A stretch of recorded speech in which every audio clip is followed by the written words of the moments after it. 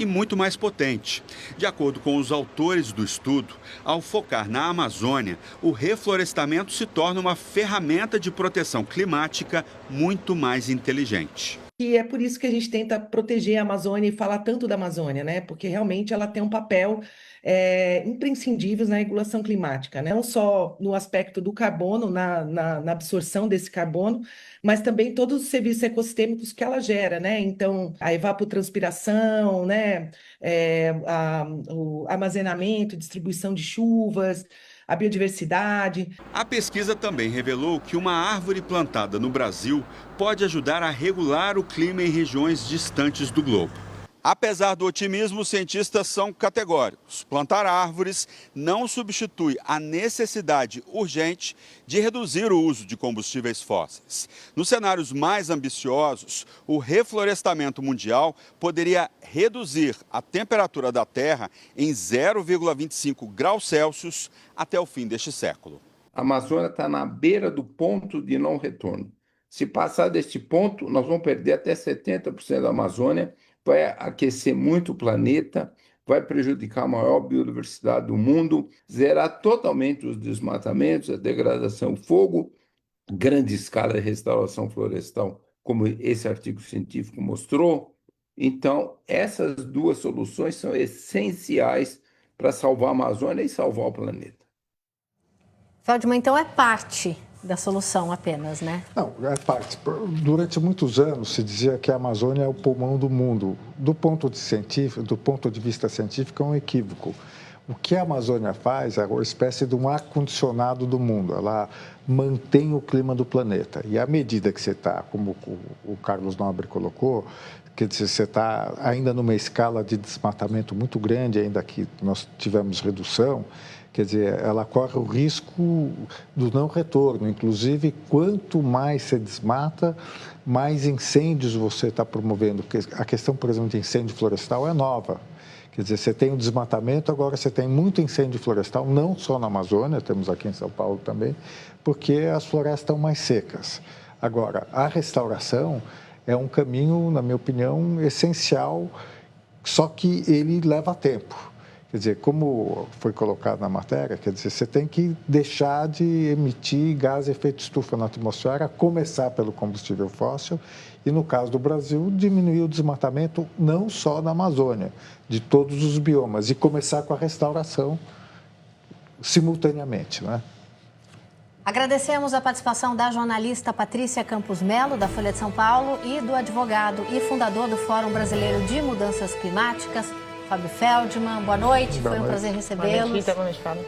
E nós encerramos essa edição com uma homenagem ao Dia do Artesão. A data, que coincide com o dia de São José, carpinteiro, símbolo dos trabalhos manuais, celebra os criadores de peças únicas em cerâmica, madeira, palha, tecido, barro.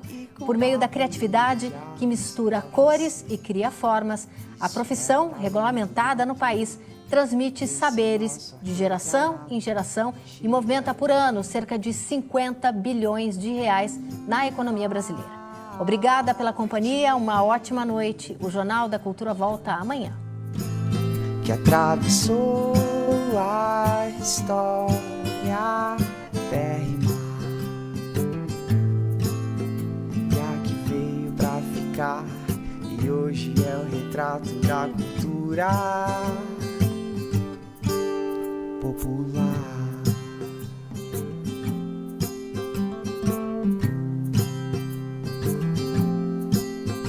Na beleza dos mosaicos e vitrais, nas rendas, nos bordados e metais, e até nos traços detalhistas, no desenho da pintura e da xilogravura, nosso povo é mostrado com orgulho e ternura.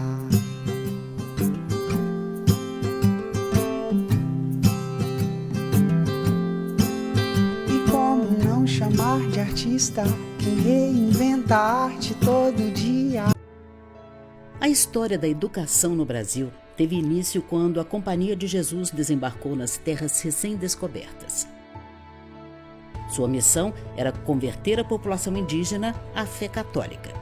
Um de seus representantes mais conhecidos foi o Padre José de Anchieta.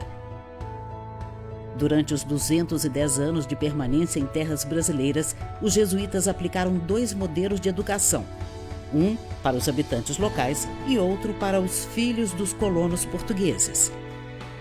Faziam parte da educação dos indígenas leitura, escrita e operações matemáticas básicas.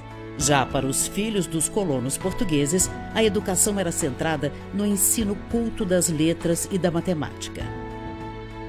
A companhia acreditava que a alfabetização era o caminho correto para a catequese e para modificar os hábitos e costumes da região.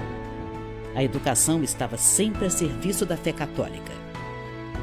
Com o padre Manuel da Nóbrega à frente, a Companhia de Jesus fundou vários locais de instrução elementar. Em 1759, os jesuítas foram expulsos do Brasil, deixando a semente da educação formal no território brasileiro.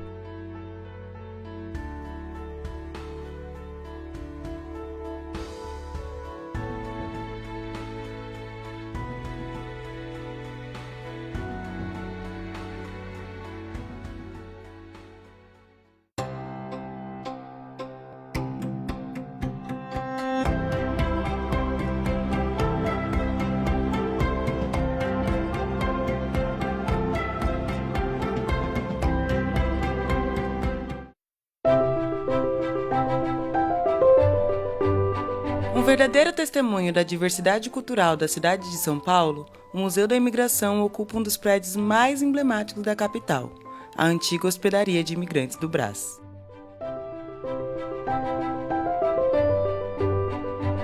Entre 1887 e 1978, a hospedaria recebeu mais de 3,5 milhões de imigrantes. O local oferecia não apenas um lar temporário, mas também um suporte para a integração desses novos chegados ao país.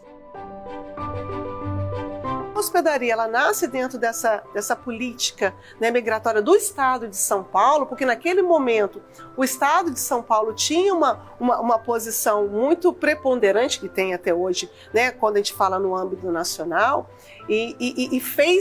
foi necessário fazer isso para que pudesse ter essa transição da escravatura, né, com os imigrantes, para que eles pudessem acolher e fazer com que a gente não tivesse uma perda na questão da agricultura, né? Então os migrantes chegavam aqui, ficavam aqui cerca de 7 dias e eram encaminhados para o interior do estado de São Paulo para que pudesse trabalhar na lavoura.